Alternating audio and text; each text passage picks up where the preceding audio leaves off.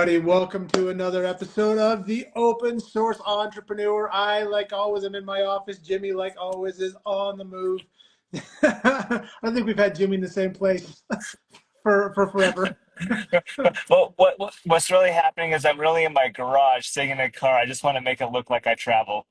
Yeah, no, that checks out. That definitely makes sense.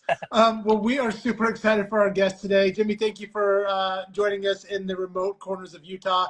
Not super remote, but Jimmy's bougie and he likes to go up to Park City. So let me pull on our guest. Let me pull on our guest today. See if he'll pick up for us. You better. I'm excited for this guest. Me too. It's gonna be really, really good. Yes, we Here we got him. are. We got him. All right, Hey everybody, guys. we'll get started. Welcome to another episode of the Open Source Entrepreneur. I am Casey Green and my co-host Jimmy Norlander. And tonight we have a super special guest with us. I'm actually going to read his bio because it's really, really cool. Will show you a little bit of the heart and soul of who our guest is. So this is Lonnie Peterson. Lonnie is the owner and founder of Point Zero Construction Services. Lonnie's a husband, a father of four, veteran, and entrepreneur. His journey started young, working for his brother's sprinkler company when he was just 14 years old. So Lonnie's had a work ethic his entire life, just a hustler. After serving a mission in St. Louis, Missouri, he joined the Utah Army National Guard in 2002, which included 2 deployments to Iraq and assignments in Germany, Cambodia, and aiding along in the Hurricane Katrina cleanup efforts. His career in construction began in a framing crew and evolved into managing large-scale projects. He launched his company, Point Zero Construction Services, with the vision of creating a family-focused business that empowers employees to grow and contribute to something meaningful. They specialize in basement finishes, home remodeling, and tenant improvements in northern Utah County. So it goes on and on from there. But Lonnie, thank you so much for being I with us, and thank you for bringing appreciate it. the knowledge of Point Zero Construction Services to our podcast tonight. We are super excited to dig in and talk all things like construction and should you and why do you and All is the it things. viable for other people, right? Right. I appreciate it. It's awesome to be here and be part of your guys' podcast and just share some knowledge and some experience that I've got. So Yeah, happy to be here. and we're super excited because, like I told you guys, when we started our podcast, we live in a freak of a nature of a neighborhood where there are so many people who are entrepreneurs. And Lonnie just lives behind the golf course from me and Jimmy here. But I've been super impressed watching Lonnie because I remember talking to Lonnie when he worked for a larger firm and was pivoting out of that firm into owning his own construction. And I remember watching Lonnie like make the decisions and kind of go through the struggles and the trials and like, is this the right thing? Should I be doing this? And then to watch his business grow, maintaining that focus on being with his family, on servicing families, on doing right by customers, right? Making sure that he's not one of those shady guys that comes into your home, messes something up and you get really frustrated, but comes in, builds a community, gets repeat business because of all the things that he does, and ultimately gives back to the community. So Lonnie, tell me why giving back in your industry is so dang important for you. Well, I think one of the things for myself, let me kind of go back a little bit. When I decided to leave work and start my own thing, and become an entrepreneur, one of the things I did was join a networking group. And in that group, one of the things they talked about was charity and giving back and how important that was for your growth. Yeah. They would always talk about whether it's God, the universe, whatever it might be that you might, have in your life.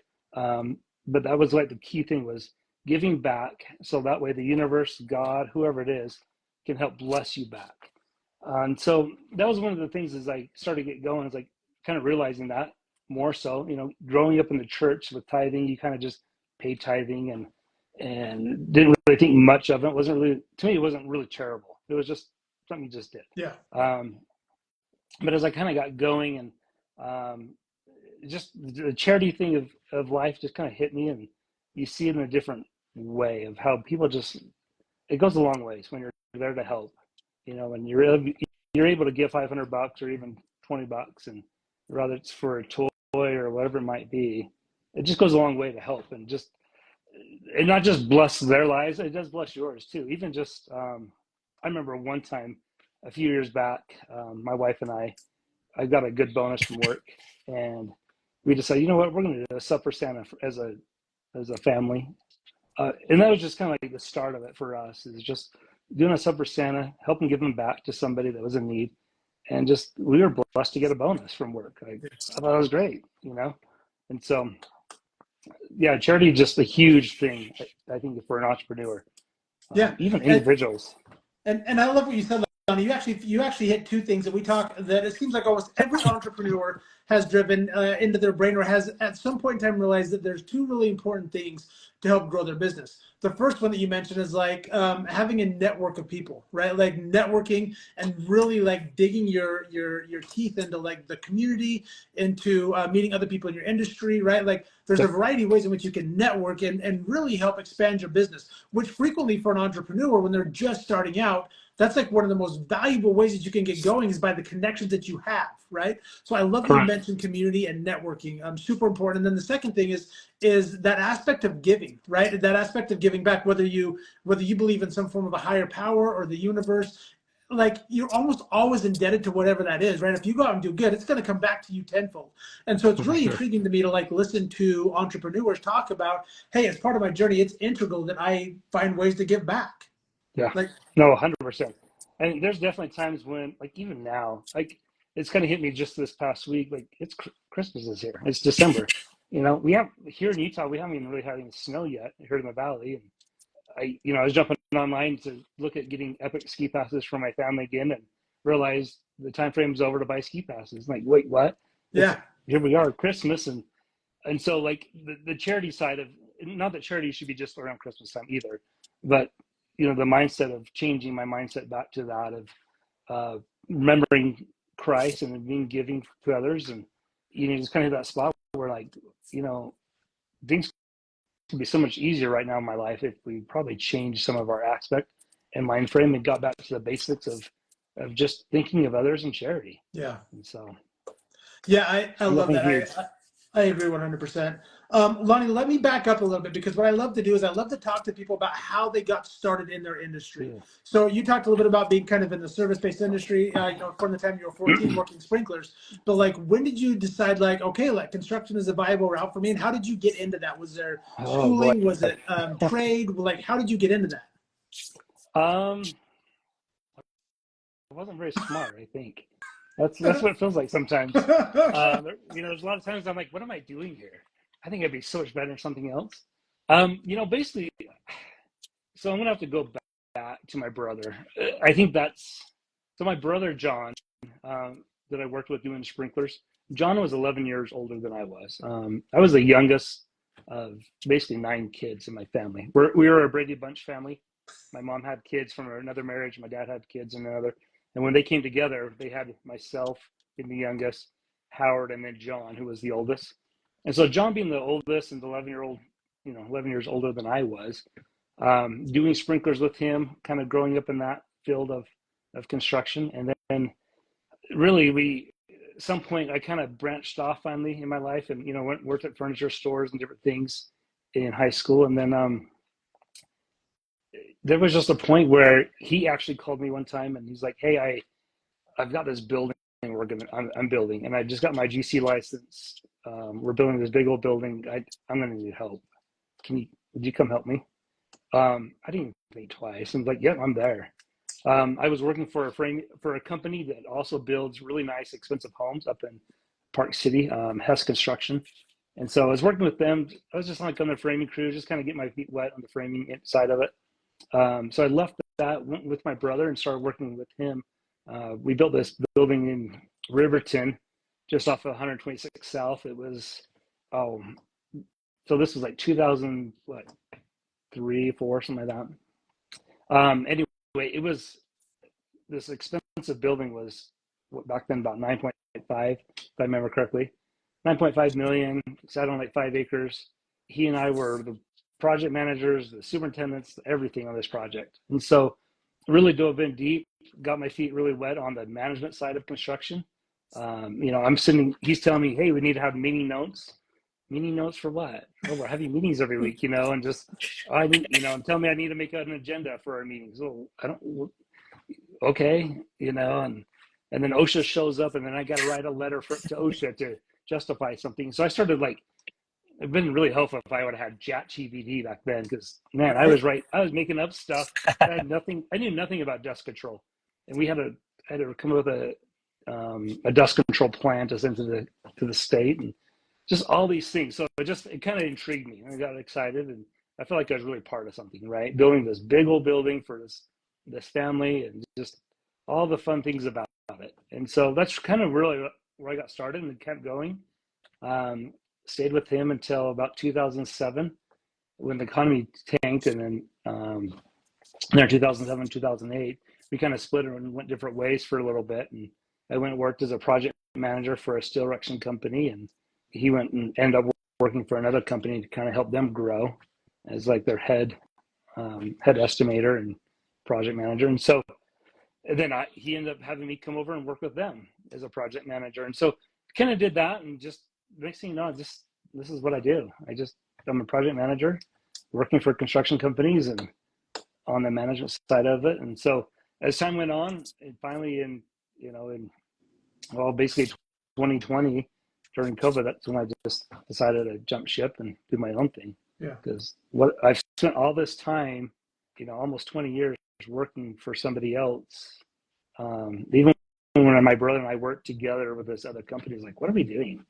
Like, I felt that way. I was like, what are we doing here? Like, you're basically running the show, and I know what I'm doing. Like, we should leave. Yeah.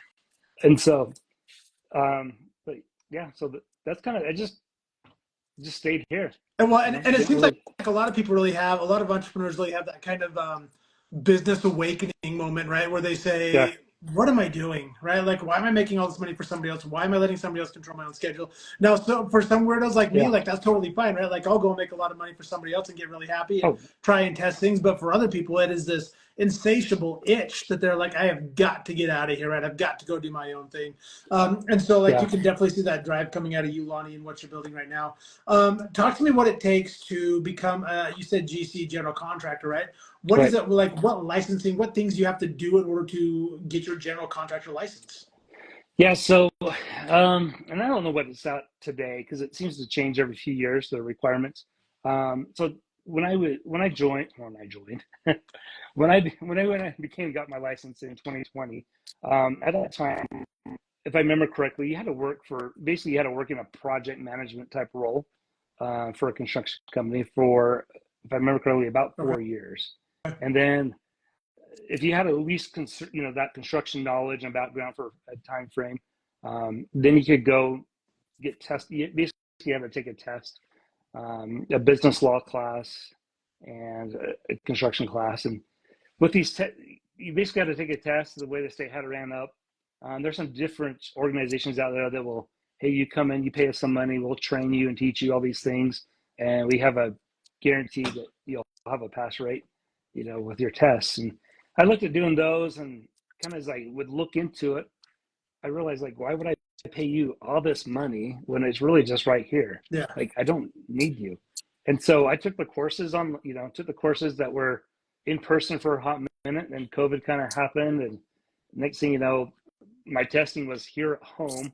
I had to do it, remotely, and it wasn't not an open book test. It was all written, and I really felt like I was unprepared. I was nervous as heck. And so the tests, if I remember correctly, about 2 hours long for the business law class or test. And I was really nervous about that. I really felt like I was going to bomb it because I didn't know these things very well, I felt like, and I studied what I could here and there, but I ended up passing it and on my first try and felt really great about it. And so, yeah, that's kind of what it took.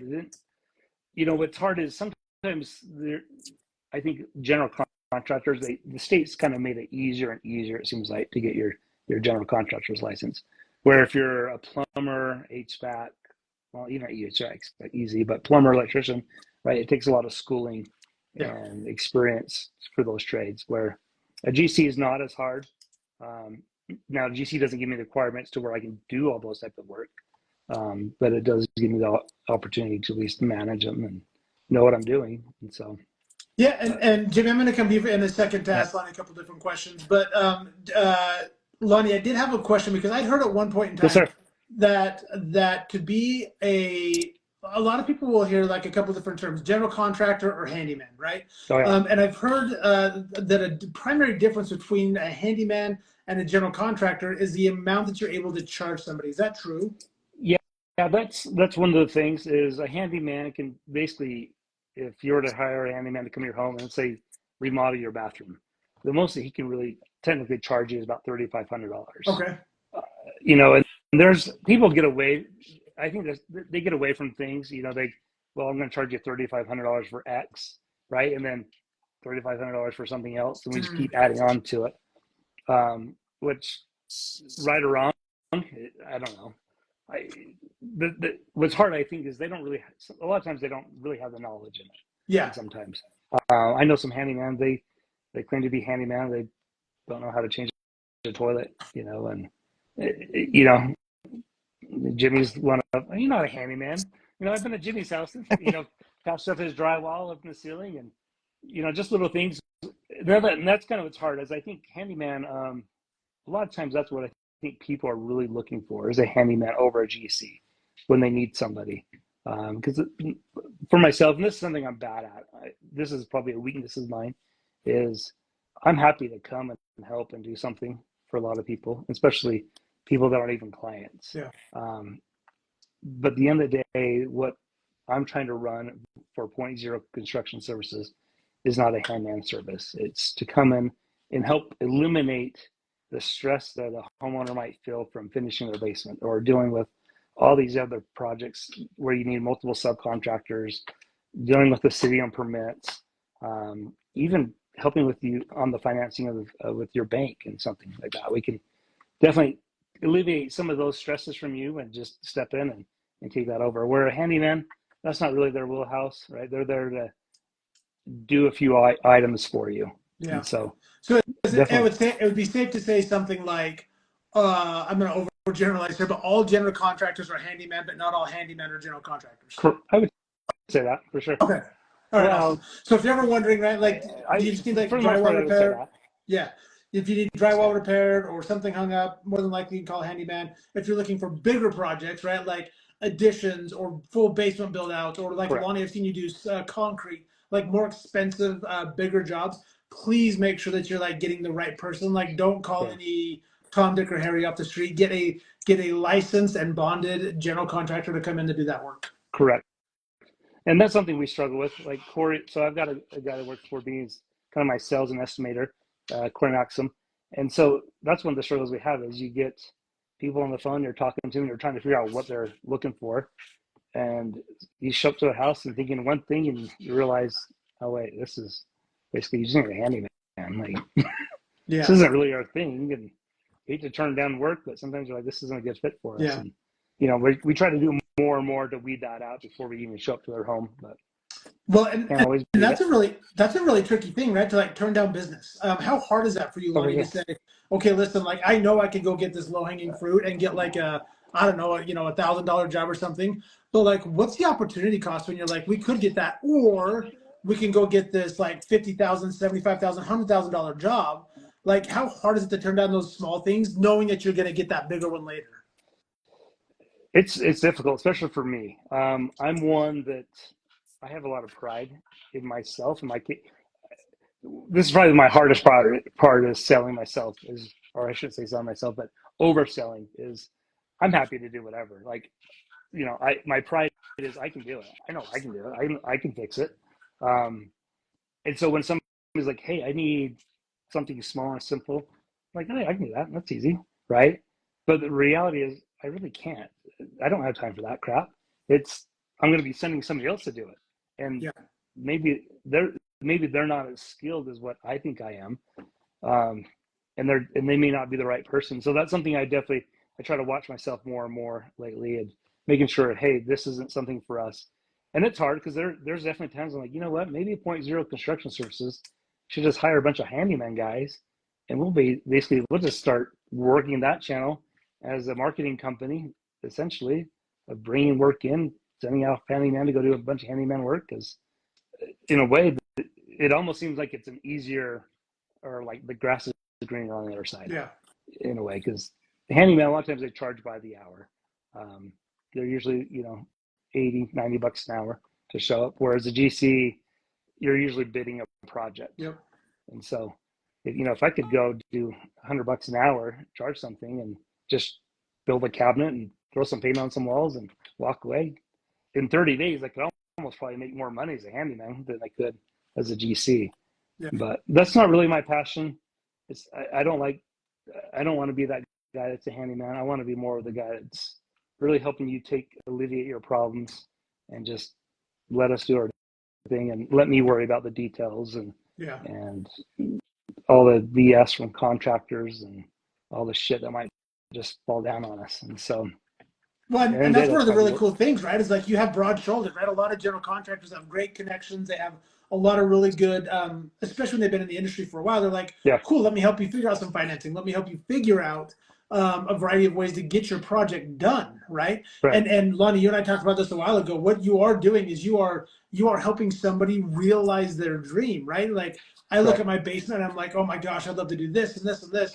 And with your expertise, you're able to step in and say, okay, but did you think about this or did you think about this, right? And really take my dream from like what I thought it was to a whole new level. And frequently for either not very much more cost or the same exact cost, I'm just not thinking the right way.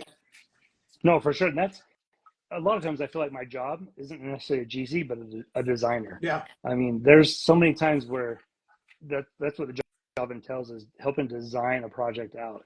Because you get somebody that shows up and like, hey, I'm thinking this, closet there, this and that. And you're like, yeah, how about we do this? Yep. And this maximizes the space better, and different things. And, oh yeah, I didn't think that way. Well, that's one of the fruits of, I think, hiring us is myself. I'm going to show up to almost every job. I am going to show up to every job, right? Even when I sell Corey out as a sales and estimating guy, once we land the job, even before then, I'm probably showing up. We can get a second visit out there and then just kind of help nail it in. But there's a lot of times I feel like I'm a designer more than anything. Yeah. So, yeah, no, that's really interesting. Jimmy, what are some questions that you want to tell us about Lonnie?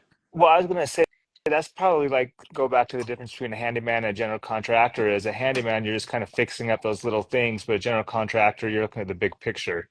There's probably oftentimes you go in and they have an idea, but you've already worked with all these big projects. You've already worked with multi-million-dollar projects that you're like, I've seen this, done that. It's not going to work. Yeah. And you're giving them different options. Correct. And it does. It helps. And one of the things, I'll be honest, is this is kind of like the learning side of being an entrepreneur as a general contractor, is a lot of my experience in the past was working on commercial projects. As a PM, you're working on, $1 million projects, and you're just keeping track of the scheduling, the finances of it, and you're pushing things up with your superintendent, working as a team on the scheduling of contractors. But coming into the residential side, as I started my business, I realized I need to know more about residential. My home, I built my own home. I built another home down the street actually from us as well. And then I've helped build a couple other homes since then. But getting into residential was a new thing for me. And sometimes I struggle on, do I really want to stay in residential or do I want to get more commercial? Right. And the hard part is I like the residential because it's the individual that I'm really helping. It's the individual needs that they're needing for their home to be either completed, remodel, whereas a business, it's basically just come in, just get it done so we can open up. The pride's a little bit less sometimes. They just want it done so they can open business, start making money, which is great, right? That's there's even better money in commercial, but residential, sometimes it's just that personal connection that I enjoy. But, yeah, looks like somehow we dropped Jimmy. He's going to get back on. Massive shout out, just really quick. If you have any questions for Lonnie, if you have any questions about what it takes to be a general contractor, if you have any questions about how to get into the industry, please make sure you drop those. We will hit a Q&A section a little bit later on. I do see that one of my really good friends, Jordan Rice Cakes, joined. Jordan is like a entrepreneur in and of herself. Her and her husband are slaying things down in New Mexico and other business ventures. And she's actually just getting ready to get a massive bodybuilding card here and a massive bodybuilding show win. So like, best of luck, Jordan Rice Cakes, as you're doing that. She's like a serial like entrepreneur, just all around like badass. I love that lady. See if we can get Jimmy back on while we're waiting. There's Jimmy. Welcome back, Jimmy. Sorry about that. Love it. So Lonnie, tell me a little bit about why, like, what's the benefit of you being kind of licensed and insured and bonded versus someone who is not? Like, man, you can go to like, I'm gonna give some context, right? Like, you can go to Facebook, you can go to a bunch of different marketplaces, you can find people all over the place that are like, yep, I can come do that. Like, even out here in Eagle Mountain, people are like, hey, I need somebody who can do X, Y, or Z, right? And they're like, I can do it, I can do it, I can do it. And like, why is it important that I find somebody who is licensed and insured versus somebody who isn't? Well, I think to me, one of the big reasons is, let's say we're working in your home and we hit a water line and it floods the main level of your home, right? We're upstairs working, doing something, and something happens and we start flooding your home. If I'm insured, my insurance is the one who's going to be covering that. Okay. The cost to repair those things, replace items that are damaged. If I'm not insured, you're screwed. Like, you're on your own. Good luck. And I'm probably running away to, I'm out of here. You'll never see me again. My Facebook profile will disappear. And so it's, even those guys that do that, I've known a few guys that kind of run that way, and I really try to distance myself more and more from them, because at the end of the day, they're really taking a huge risk, but they're also making me look bad. Yeah. And so they're my competition, and as I'm competing against them, I'm bidding a job, I'm having to pay for my insurance. Like, my general insurance is almost $1,200 a month. So I've got to make sure I cover just that one insurance bill on top of all the other things of overhead to be in business, where somebody that's not, he doesn't have to worry about those things.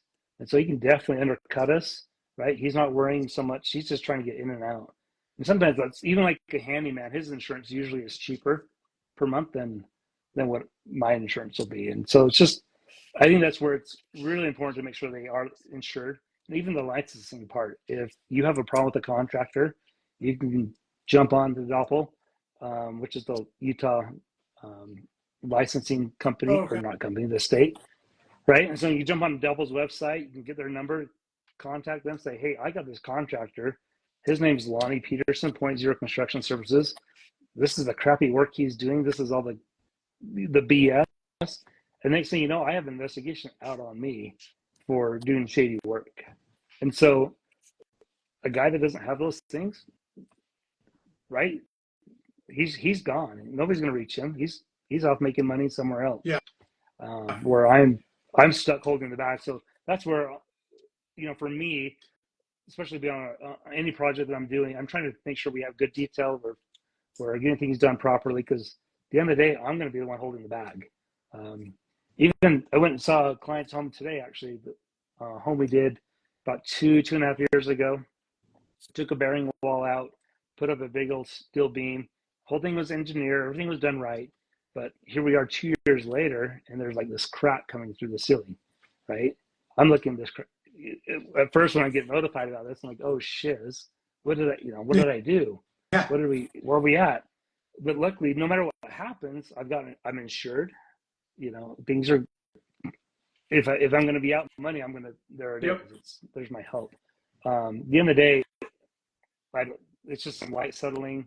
I think they had a water leak because there's some water spots, so there must have been some type of water leak happening upstairs. But having that safety net of being insured really covers me to make me feel better, and should help my clients feel better as well. Isn't that kind of a good, when looking for somebody? Because a lot of times you'll see people put out messages and say, in search of this, but I don't want to spend $1,000.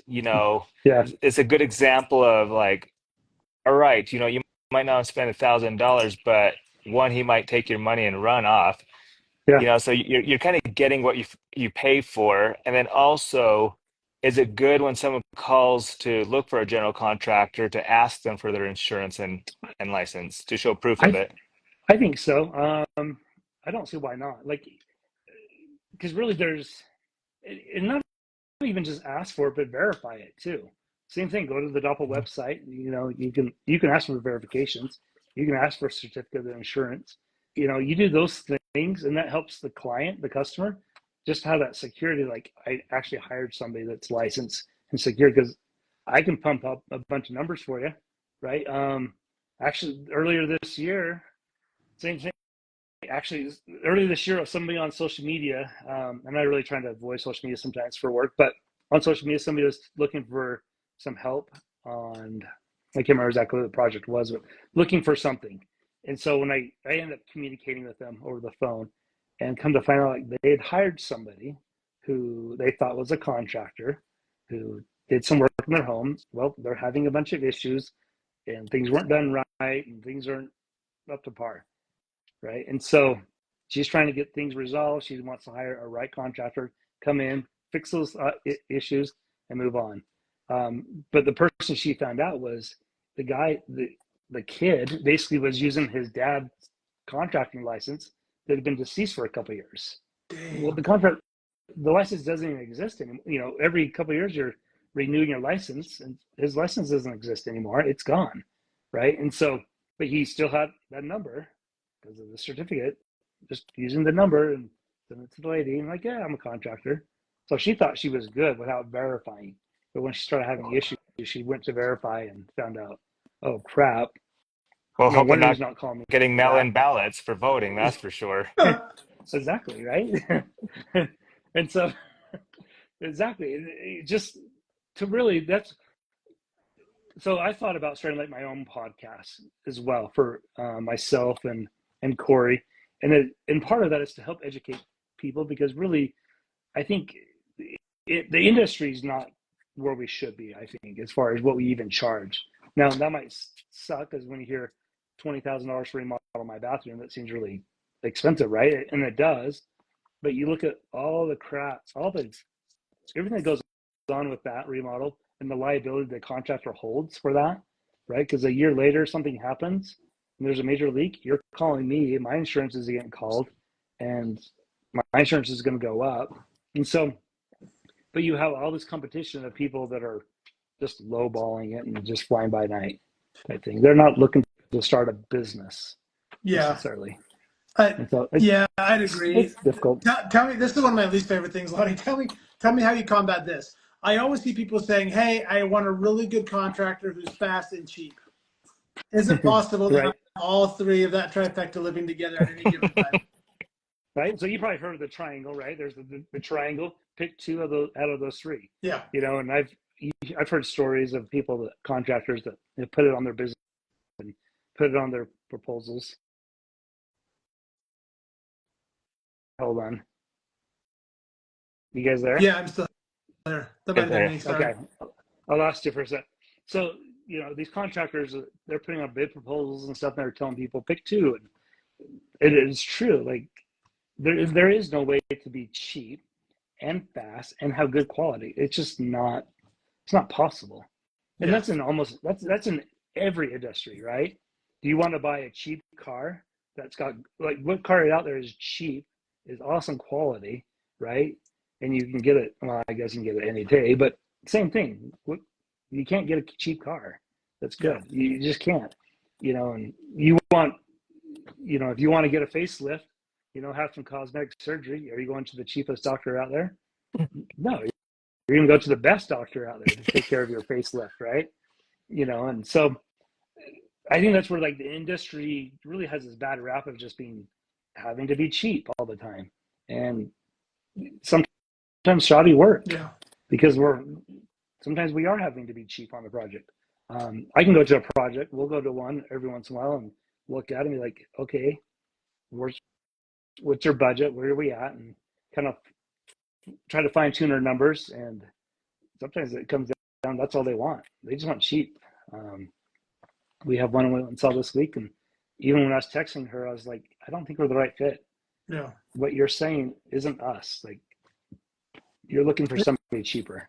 And what a cool thing, and I guess a cool position to be in too, right? I mean, like, where you're in a spot in your business where number one, like, you know what you stand for as a company, so you are not sacrificing a cheap job, right? To For sure. like just get money. So, like, kudos to be able to say, that is not what we stand for. You certainly go find somebody, but it is not us, right? Correct. Because like number one, you know exactly the quality and what you want to give to your customers.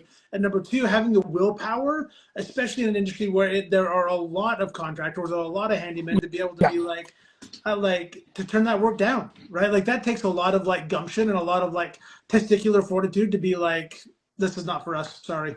No, it is. And it's hard because there's times I'm like, well, maybe we hired like a handyman, right? If I hired a handyman, he can come over and do some of the work for us and we can make a couple of bucks off of it.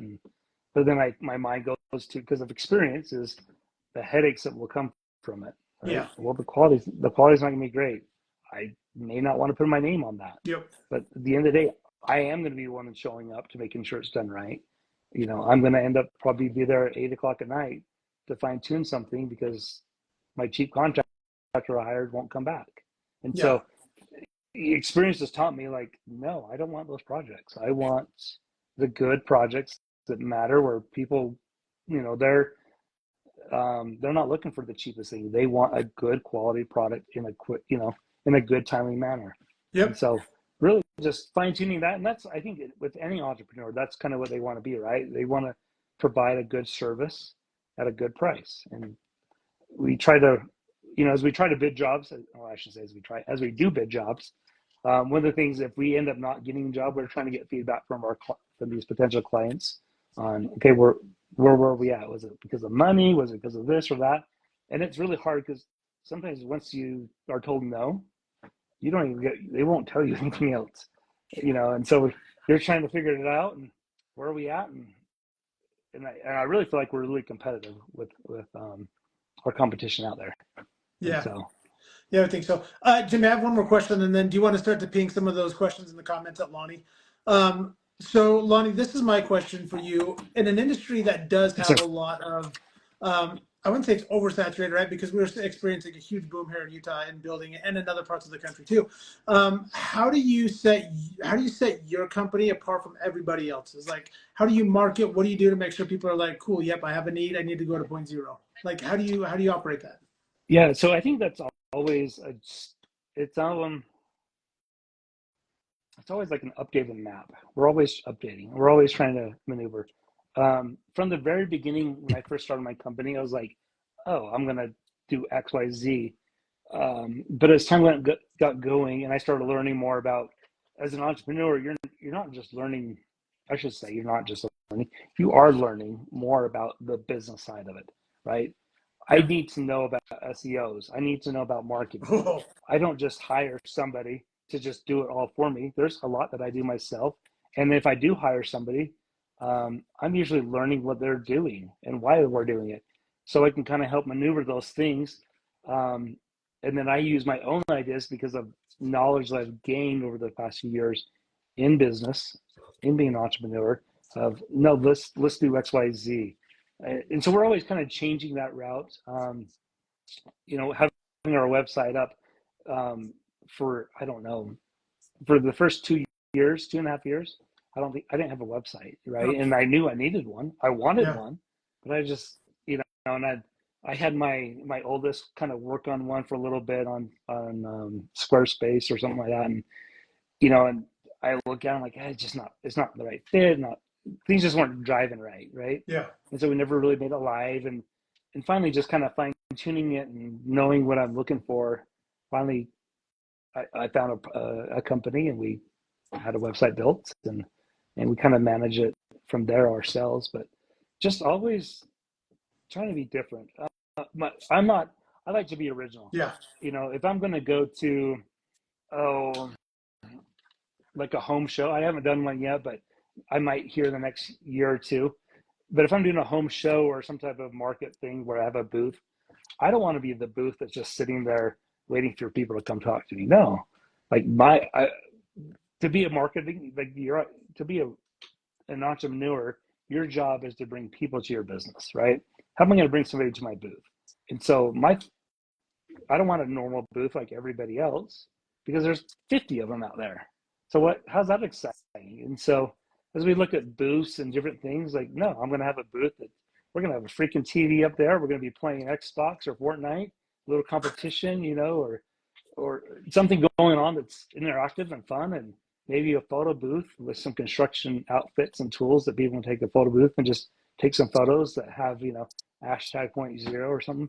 Just something to be creative and out of the norm. Because if you try to do what everybody else is doing, you're just another number. Yeah. And so that's how I've kind of looked at it over the years. Is just I haven't been really great about it. I've got my own ideas and thoughts, but it all comes at a time. What? It doesn't happen overnight. Yeah, and it really is a game of attention, right? Yeah. Like whether you're doing it on social media, whether you're doing it face to face, whether you're at a trade show, right? It is a game of attention. How can you get somebody's attention? That is the new currency, right? And if you can gather that attention, you're gonna win business. It's just the way it is. Whether it's for Point Zero or Jimmy, whether it's for Deseret Counseling, right? Like it is a game of attention. Yeah.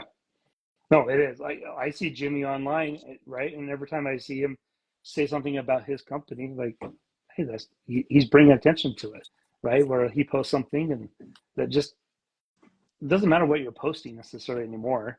Just post something, and it brings attention, or throw up some signage somewhere. It brings some attention because over time, all the little crumbs you throw out there over time will build up to be a bigger cookie. That, oh, I know that name. I've seen that name, and I've got a few signs throughout the city here with our company name and phone number. And I don't think it's done a huge job, a huge lift for us, but I'm not looking for it to. I'm just looking to get the little nuggets out there for right now. So as they see a sign and then they see my truck or they see a different sign, then the pieces start to fall into place that, oh, I've seen those guys. Yeah. Right. And, oh yeah, well, I've called you guys. And sorry, I didn't mean to cut you off, but I still think it holds true. I think the last time I heard, I think it was still like you need like somewhere between 7 to 9 like interactions with the company, right? Whether that's social, a truck, a sign, like before it starts to build that brand recognition, that like you're a viable company, right? There's actually there's this whole strategy built around trade shows. As a matter of fact, I went to a event not long ago down at the Maverick Center, and they actually instead of having a booth, they had, and this may not work for everybody, but they actually had their employees walking around in t-shirts. So that and there was a bunch of them, right? So you'd be like, oh, that's that company. Where have I seen that company? Where's that company? And you basically they were just like getting attention everywhere because their shirts were in so many different places. You felt like you've seen them. You felt like you've known them, right? And it was actually a really clever marketing strategy to kind of go grassroots like that. But Jimmy, do you want to ask a couple questions to Lonnie? Yeah, so I just want to go off one of the questions, a couple questions that Corey's sent in. Awesome question is, like, how often do you communicate project updates with your clientele? Yeah, so great question. One of the things that we're actually, so typically what we try to do is, I guess it's a two-part thing. It depends on the client, what's happening. I've had clients that were living out of state. So during the project, we'd probably update them maybe once a week of what's going on, where things are at. If we had questions throughout the week, we'd kind of hit them up. We definitely try to find out what's the best form of communication, whether it's texting or calling or emails. And then just from there, other clients, it might be, hey, they live in the home. We almost see them every day. And so it's just doing a quick, hey, this is where we're at, this is what's going on. Definitely try to, if like tomorrow's the plan to, guys are going to be there in the morning. If I know there's going to be a change in the morning, that they're not showing up or they're going to be showing up later, then the communication is really important for me to jump on that and make sure, hey, sorry, our contractor's not showing up this morning, or hey, I'm running late myself. Like just like this morning, right? I had this other project from 2 years ago. I needed to go check out real quick. So I actually had a job I was going to go to this morning, gave him a quick text message, said, hey, I apologize. I'm going to be a little bit later. I've got an emergency to go check out, and then I'll be up to your home. And so just kind of keep those communications going. We've recently purchased a program to help us manage that, which will be kind of the same thing. Basically, you're just going to be text messaging somebody through this program, but just a good way to keep everybody up to date, what's going on. And so if it's a commercial project, that's, and this is of course, my love is commercial. Commercial projects, you're definitely trying to have weekly meetings with your owners on site with the budget, with everything that's happening, time frames, So that, because budgets are always changing throughout the week on a commercial project. For residential, it's usually not as much, especially on a smaller dollar amount. But yeah, that's definitely kind of what we try to do. So with the communication part goes along with another question. You're Yes, sir. communicating back and forth, Yeah. but you can give them a bid, and as you start getting into the details, you're noticing that the expenses are going to be a lot more, or errors come up in that project. So when that happens, how do you fix that? You give them one bid, but it ends up being a little bit more expensive than they thought it would be. Yeah. Typically, same thing, case by case, of what's going on with the project. Um, we've had, you have times where maybe the price is changing because the clientele's asking for something more, right? And so that's a discussion that's happening in real time. Um, Depending on the dollar amount, there's, like, even a lot of times I don't take. This is the thing I like about myself and how I want point zero to be. Um, One of our core values is to do the little things for our clients, whatever that might be, just the little things. Whether it's picking up garbage outside, bringing in their trash cans, somebody's having a baby, take them some baby gifts, just something little to go along. But along with that, sometimes is also, hey, they ask for like an extra outlet somewhere, or something. They want puck lights instead of a single boob light. They want puck lights or can lights. You know, some contractors are like, well, okay, you want four can lights in this room now instead of one single light. It's $150 a light, so we're going to charge you, a whole bunch more money just to change that out. Where in my mind it's like, okay, let's just do it. Let's just get it done. It's because at the end of the day, it doesn't cost $150. Now, yes, I'm losing some profit out of not charging them for that, but really the amount of wiring that we're talking about and all the things, it's going to end up in the trash. Like, the amount of something you might spend on to throw in some buck lights shouldn't really cost the client that much more money in my mind. And so to me, it's just try to throw in little things, little nuggets.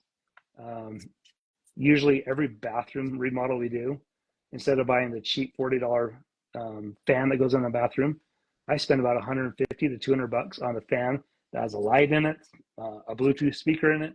So when they go in there, they feel like they're in a spa. They have a fan that has a light, it can hook up to their Alexa device or Siri, and they can listen to music while they're in the bathroom and hanging out and just enjoy.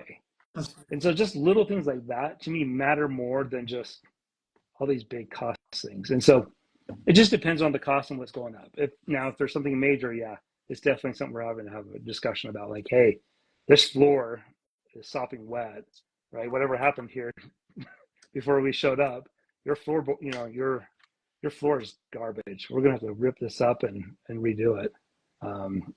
We didn't know that, right, until we got into it. And you pull carpet, and sometimes when you pull carpet, you see mold or whatever's going on, or the floor's just falling apart. And oh yeah, there was a soft spot there. Well, that's why, and there's an extra $1,000. And so, and I really do. I really try to. I don't want to nickel and dime every job. I don't have time for that. I'd rather just get the job done, get out, and make sure we're at a fair cost for each other. So, Well, Well, it's funny that and you said. Oh, sorry, no, I Casey. was gonna make a comment. Like, I love that about you, Lonnie. I call that type of a service surprise and delight, right? Like, find a way Mhm. to surprise and delight your customers at every turn. Did you ask for a fan with the Bluetooth and yeah, upgraded fan? No, but like, this is what we do, and this is how I can bring a little bit of like really cool energy into our relationship, right?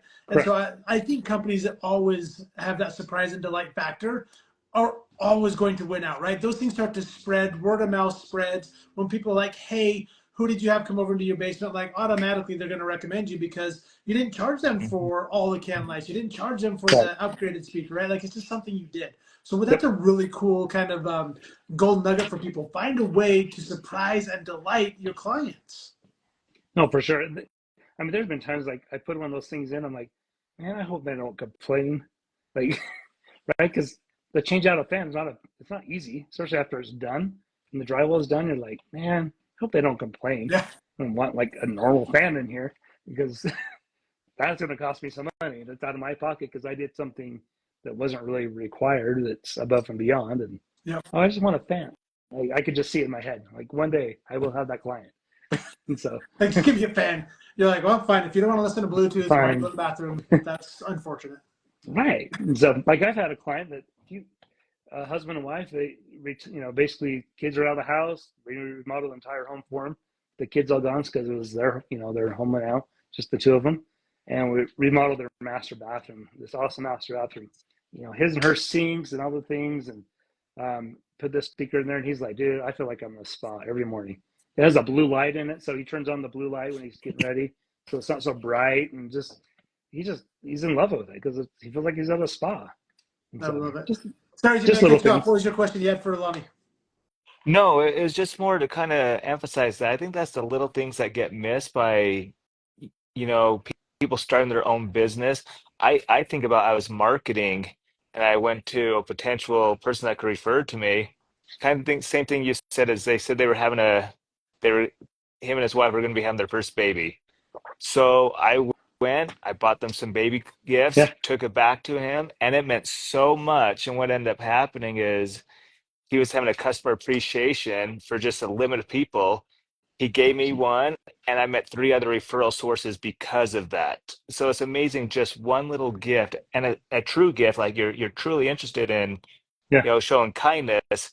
Goes back to the very beginning of our conversation. It just goes a long ways. You have to kind of, you know, just you're not there for the job, but you're there just to show that you really do care what you do.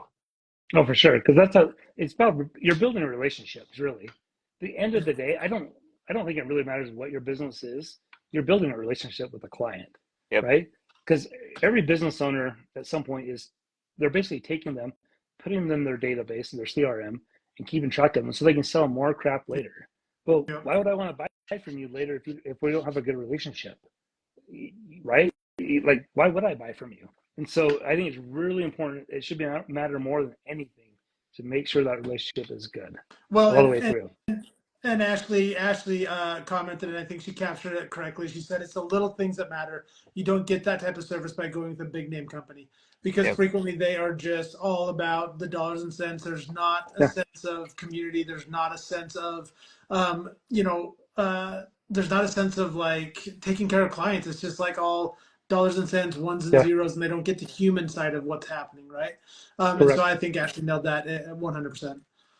No, I would agree.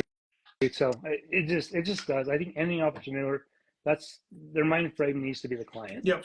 right? Not the money, because I think the money will come, but it's just doing the right thing in the right time and the right place, and you'll be rewarded. That's how the universe Yep. works. So I've got two more questions, and I know Jimmy, you probably have a couple other for Lonnie, but this is one question that I love to ask, and it gets a little bit nitty gritty here, Lonnie, and there's Oh going to be boy. a wide range, and I know this, but talk to me a little bit about the range of money. If people are thinking about like I want to be a contractor for a career, right? Talk to me about the range you can expect to make on an annual basis once you kind of hit the ground running, right? Maybe your Yeah. first year, it's obviously going to be a little bit leaner as you keep going. Like, what's kind of that range look like for a GC? Um, it like you said, it's probably all over the Yeah. board. Um, here's my here's I'll be honest. Part of my if I was to mentor somebody, that was they know a little bit about construction, they're trying to get into the trade or something. I would definitely try to push them more into a trade specific type work than being a GC. Now, still go get your GC license, but also be a tradesman, right? Be rather it's a tile setter, concrete guy, drywall guy, painter, whatever it might be. Pick a trade. Now, the reason I say that is because I not being a GC is hard. Um, your job is not just to paint a wall, right? To be a painter, show up, throw on some good paint, and walk away. It's a lot easier than being a GC and making sure the painter that you hired is going to do a good job and actually clean up his job and not get a call from the homeowner, an hour after he walks out, and homeowner's like, hey, he spilt paint here, he did this, he didn't clean up, he's smoked in my basement.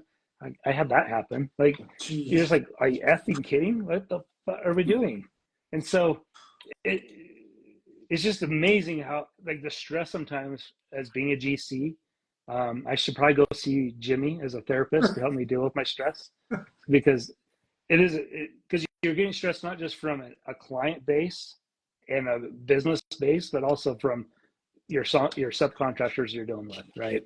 Even if you hire a good subcontractor, well, they also have employees, right? And the guy that shows up that day may not be on his game and have a bad day. Well, I'm the one that gets the call. Yeah. I'm the one that's gonna hear about it, right? And I personally take everything personal and stress about it and just feel the weight of the world happens. Because the last thing I need my client to do is just feel like we've failed them, and I hate that feeling. I hate that I feel like we failed. Yeah. If I say I'm going to be there tomorrow and we're not there tomorrow, that whole day I'm probably having a bad day because we're not there tomorrow. That day, I'm feeling it, and so now that's probably where I need to see a therapist. I don't take everything so personal, and not feel the weight of the world. But definitely, I think going into being a tradesman can be a lot easier for somebody, and not have to worry about the weight of the client and your contractors that might be working with you.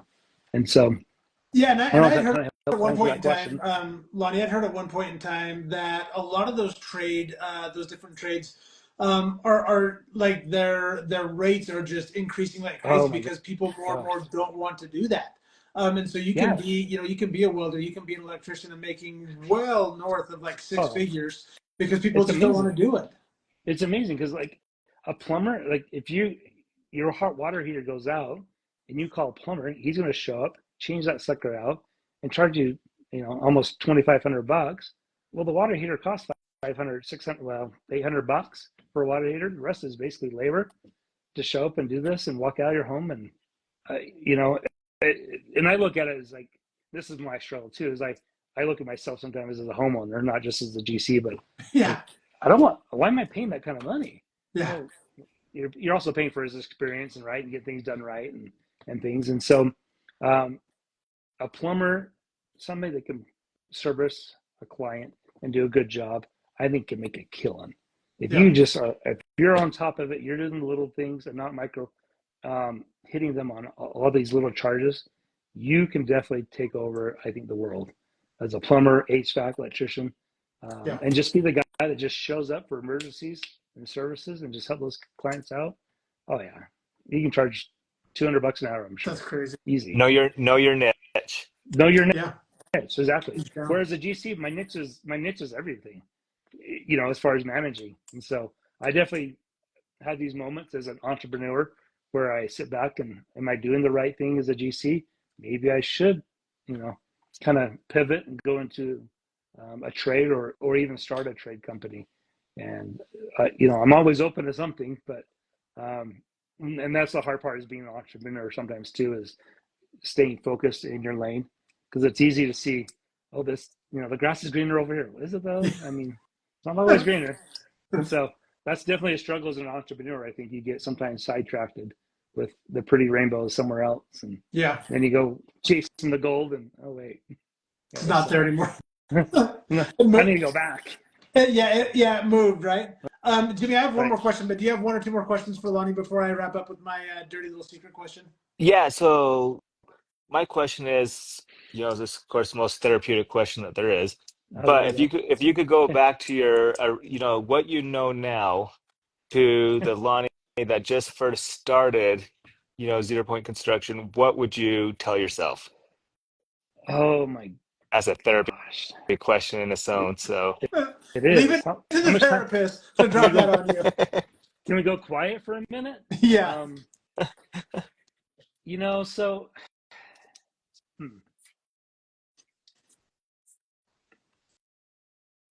here's what You broke him. I broke. I'm we'll going to start talk crying. about it in our session. Yeah. One thing that here's what I wish I would have done from the very beginning. From the very beginning, what I wish I would have done.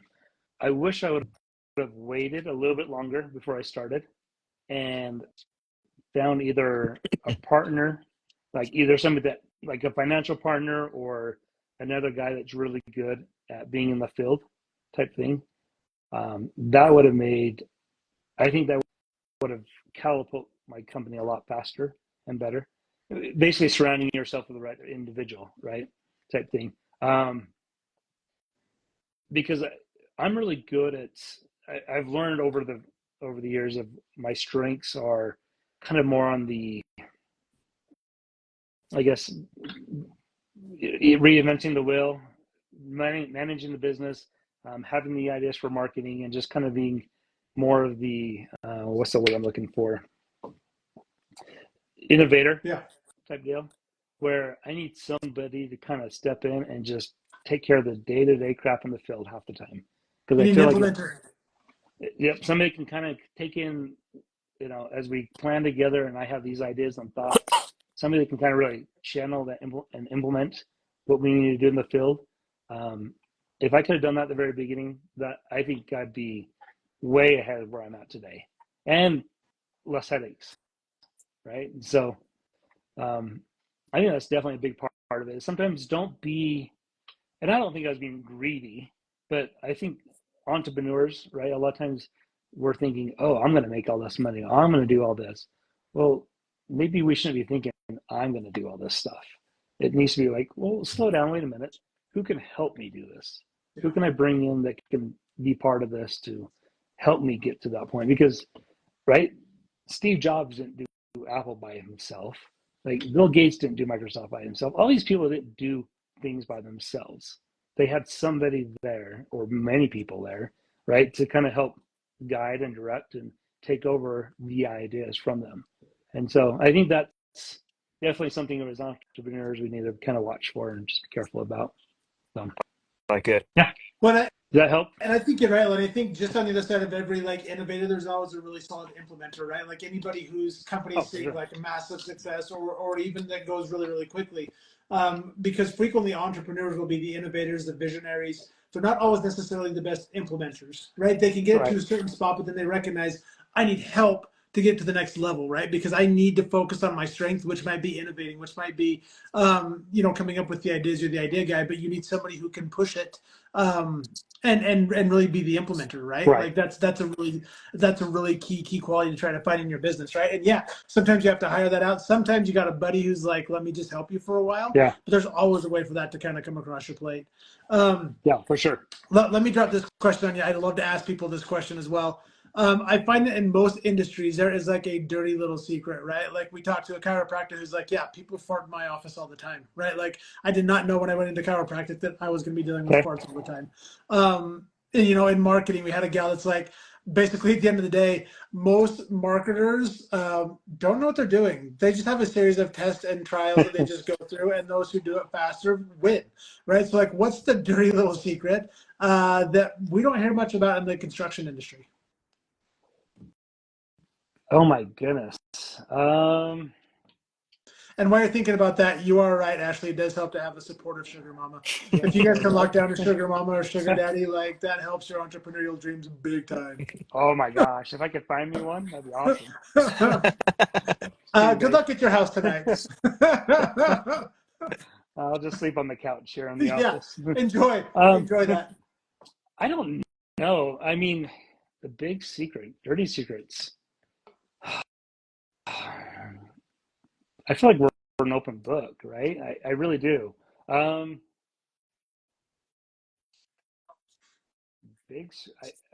gonna have to think about this for a hot minute. Let me. You think about it, but so part two. Yeah, confirm this dirty secret for me, Lonnie. Okay. This is one that I heard that like blew my mind. So I have another buddy in the neighborhood here. His brother is a plumber, and I heard that frequently plumbers will like mark up the price of the item they bought. So if they bought a water heater for like $800, they will frequently charge you like $1,600 for that water heater plus their time. Correct. Yes. I mean, so that I hate plumbers. So any plumber that's out there that's watching or that we come in contact with, they're a great contractor. I love you working with you, but yeah, you guys suck. Because even myself, like a plumber will charge me like $500 for a toilet. Yeah. Are you effing kidding? Like a toilet doesn't cost $500. I'm not an idiot. right? Yeah. So I will confirm, in my mind, confirm that plumbers suck when it comes to charging up the yang, Yes. or up the ass. Let's just be honest, up the ass. Yes. I feel like Well, now. next week's special guest is a plumber. That's all we got to say. Just Good. so happens next week is a I just Can I kidding. be on? Can I be on with him? It'll be a great hilarious. show. That's No, hilarious. and so I don't know if there's really a great dirty little secret um, on the GC side I can think of. I'm really trying to hit home on something, but it might be. I don't know. I think well, here's one. I guess I don't know if it's a dirty secret. So as in the industry as a GC, especially on a set of plans, if you have a set of plans that you're bidding on, right? Or even a project you go to a homeowner, right? We can walk through a home and we can see things. I can look at it. I've been through a client's home and, hey, this door isn't the same as all the other doors in the house, right? This trim isn't the same as the other trim. All these little things that you can kind of pick up on that you see as you're going. And homeowners, a lot of times, they had no idea. They had no idea this door was different than all the other doors in the house. They've lived there for 15 years. Wait, what? And then they can't unsee it, right? And so there's a lot of times I think contractors go into a home and they look at things and they talk to the homeowners and kind of find the expectations of things. And then they walk away and say, oh, we're going to change order the hell out of them on something later because I saw X, Y, Z. We'll keep our price very competitive and low just so we can kind of get the job, but we'll make up for it by charging these extra things for them. Where I think contractors do that. Now, maybe I don't think a lot of them do, but I think some do for sure, especially the commercial base, because on the commercial side, you're bidding off plans. And so your bid is based off of some plans. And you have the guys that are bidding these jobs, as a contractor, kind of the forefront. You can see past the plans, like how something's really going to connect. And you can sometimes look at it and be like, that's not going to work. They're going to have to do X, Y, Z. Okay, well, we'll just bid it low and we'll get the job. And then we can change order it and make more money off this change order that we know we're going to have to charge for later on. And so I would say that's kind of the dirty secret, I guess. It's just not being upfront and honest 100% on your estimates. Okay. Yeah, so dirty little secret, make sure that you look at the estimate closely and make sure if you order a specific door that you get the daggum specific door. Make sure you know it's on your house. Yeah. I freaking love it. So. Okay. Lonnie, tell people how they can get in contact with Point Zero. So, Lonnie, you're based out of Utah. You go all up and down the Wasatch Front. How can people get in contact with Point Zero if they want to have a job bid out or just talk to you a little bit more about like a problem they're having in their home? Yeah, for sure. So our best way to really get a hold of us is on our website, pointzeroconstruction.com. On our website, there's a form. You fill out the form, we'll get that information from you. And really between myself and Corey, we'll get a hold of you. Our goal is within 24 hours of getting a hold of you, setting up an appointment, and then hopefully have a bid within 24 hours of leaving your home as well. And so we've really tried to strive to do that. And so go to our website, again, pointzeroconstruction.com, hit us up there. That way we can make sure we get that lead and don't lose your information, because I can't tell you how many times I could give you my cell number, but if I'm busy during the day, it's going to get buried pretty quick. And it might be 4 or 5 days before I realize I had a text message from you. And so really the website's the best way to go. Yeah, guys, so hit up Lonnie and his partner, Corey, pointzeroconstruction.com. They do jobs big and small. They're licensed, they're bonded, insured. Besides that, there are people that I trust wholeheartedly to come into my home. If it's just my spouse alone at home by herself, good, integrous people, human beings, would trust them with my life, with my home. Lonnie, thank you so much for being on with us today. And Corey, we see you on there. Thank you for dropping some nuggets for us as well, Corey. And Lonnie, thank you, beautiful wife, Ashley, for being with us to make sure that we're all staying in line here. But before we go, Jimmy, I do want to turn it over to you for a mental health moment brought to you by Deseret Counseling. So yeah, do you know what? I did have one, but I'm going to go back to the very beginning. Just give.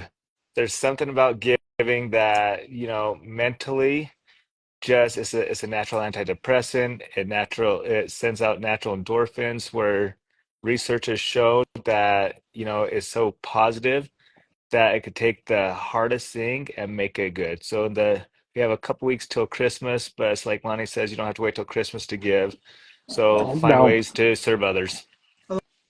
Love it. I, Go out, I love it serve, too. give, love on your neighbors, guys. Especially this time of year, but always, please pay attention to those in your family, in your support system, people in your neighborhood who might be struggling. There's so many opportunities to do good. Please make sure that you heed Jimmy's advice. For Love it. better or worse, helping serve and give does give you a dopamine hit. Make sure you're taking care of your friends, your family, your loved one. For Open Source Entrepreneur, thank you everybody for being with us. Have a great night. Thanks, guys. Appreciate Hey it. guys.